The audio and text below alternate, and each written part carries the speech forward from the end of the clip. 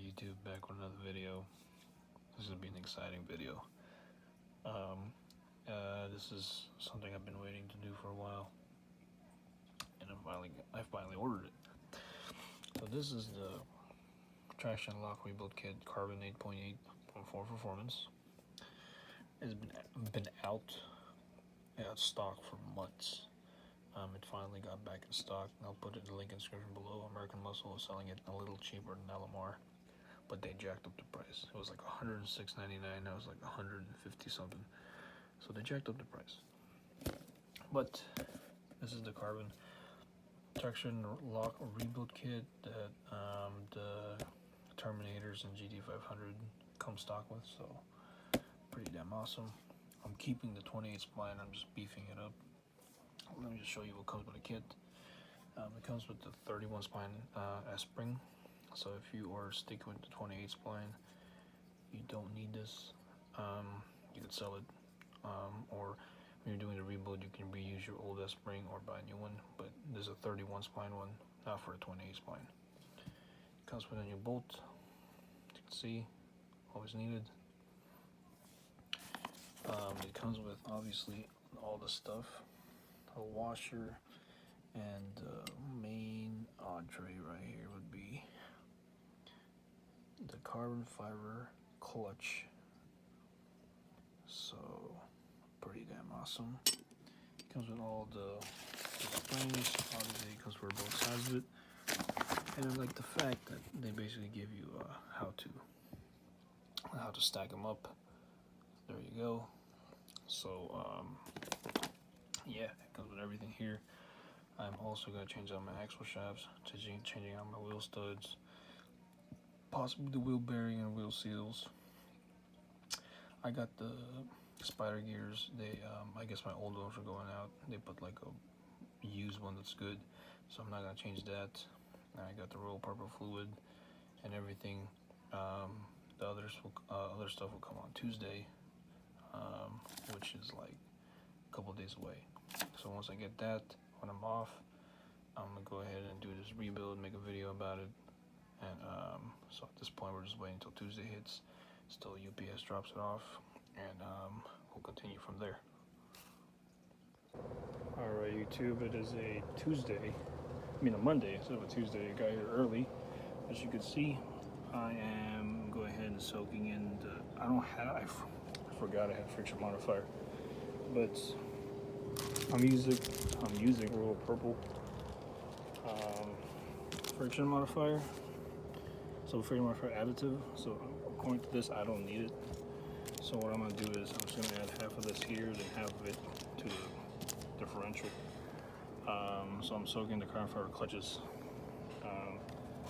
and then I have my 10 wheel studs here, new center shaft, new C-clips, new S-spring, and new new differential bolts. And I'm using this 80 weight 90 gear oil just to soak it in. And here are the new axle shafts. These are like 1540H, apparently very, very strong.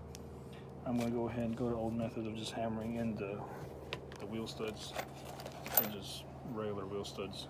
So yeah, I'm gonna add half of this in here and then let it soak. So yeah, we'll see how that goes. And then bought a light just for this occasion. I'm gonna go ahead and hammer in the wheel studs, and we're gonna go from there.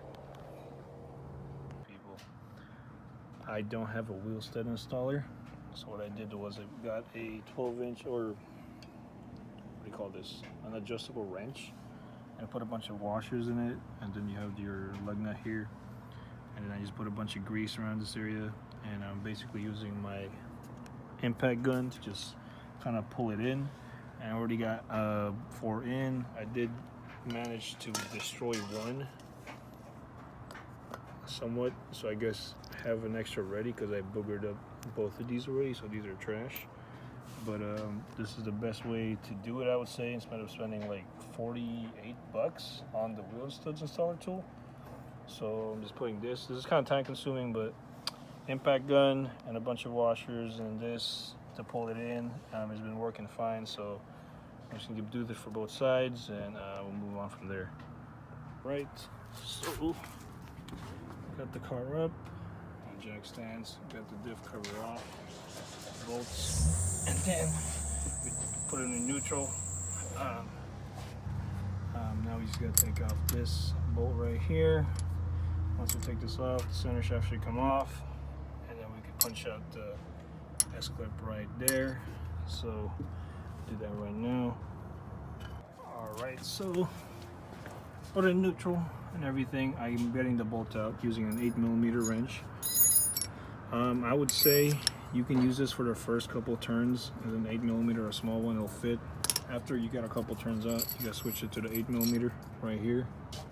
And then I would use a little bit of flame just so you don't strip it, because I feel like I was stripping it. So use a little bit of a flame to get it kind of getting worked, and then we'll go ahead and what do you call this? We'll go ahead and go from here. We're going to go ahead and take this off and take the rest out, and I'll show you this next step. All right, boys, coming to the nitty gritty. I'm running out of battery.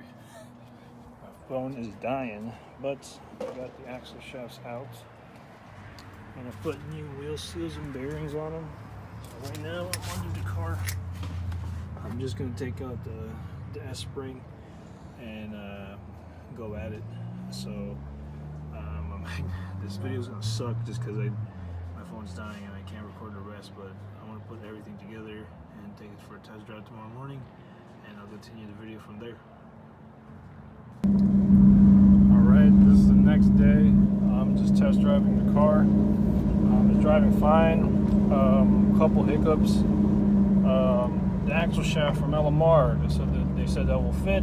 Did not fit. Well, I mean, it was too short compared to the stock one I had. The C-clip, there was no way the C-clip was going to go in to lock it in place, so I could install it. That's a bummer.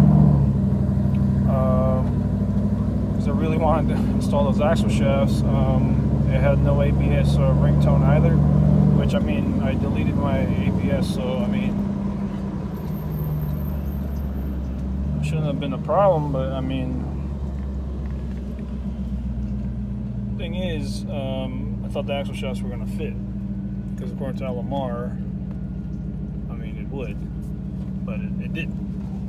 It was too short, like I said, so now I'm stuck with those. Either I'm gonna have to return them. So right now I'm just doing a little test drive around my neighborhood just to make sure everything's in plan, everything's intact. So I'm gonna go ahead and park right here and look under the car, make sure nothing's leaking or anything. Because, you know, I would suck if it started leaking.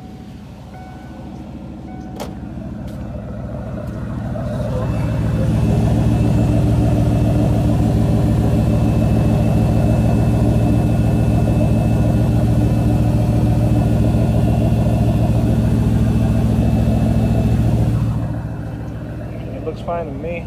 It's driving fine.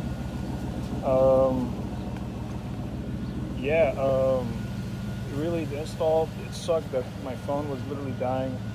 I decided to pull the trigger and do it like at night, basically when I was going home, and my phone was dying, and my phone has this thing where it has wireless charge because the little port don't work when I charge it, so that sucked. But other than that, I mean, she's driving fine. In all honesty, a couple of things I would recommend. When you're taking out that pin, you can use the 8mm one, not the 12-point like they use on the videos. If you can use the 8mm, that's not a 12-point, because it looks like I was stripping it. So I have to use the socket. So because I know they use like an open-ended wrench, I decided to use a socket. And the thing is, when I was using a 12-point, it looks like I was stripping it. So because of that, don't recommend it. I mean, you can use it once it's loose. You can use it when it's all the way in, because when you can't use a socket when it's like two out, or when it's two out. So you have to like run it in and then use the socket the rest of the way. When you're taking it out, use the socket to get it kind of out, and then use the wrench the rest of the way. I mean, other than that, I mean, the install was pretty straightforward. Right now I'm just, again, test driving it, making sure that everything is good, nothing's leaking, no weird noises, the car's running fine. The install itself was not hard. It was just time consuming because you have to make sure that everything's good. You know, you don't want to blow up your diff. You do something wrong. I mean, like I said, it's pretty straightforward. Pretty damn happy. Got new carbon fiber clutches in the car. Other than that, it sucks that the axle shaft didn't fit. So I'm gonna put all things I bought in the link below, and I'll tell you guys. Well, for the axle shafts, I'll tell you guys that again it was short. The C-clip part where you put the C-clip, it didn't even like poke out to where I could put the C-clip in. So I started 10 new wheel studs on that thing, and now I'm just sitting with it. It sucks a little bit, but I mean, I guess what it is what it is. So I'm gonna have to call Lamar and ask him about that because I don't know exactly what happened there. But other than that, that's it. It sucks I couldn't record the whole thing. I'm like halfway in. It took a while. I was up till like 2 getting that thing done, but I mean, I got it done. So save money, got new clutches. I gotta show you guys actually my old clutches when I get to work. It's pretty bad. All right, so while I was there, I installed new wheel seals and new bearings, and here are the old stuff. As you can see, here is the old friction material. There's literally nothing on there. This thing is smooth as smooth can be. Looks like we sanded it down. It's the old S-clip, and then the new the old center shaft and everything here. So yeah, pretty good install. Worked out pretty well. But yeah, it wasn't that hard of an install. But I mean, yeah, you can see this thing has been through its times. It's been there for 118,000 miles. So yeah, there's that.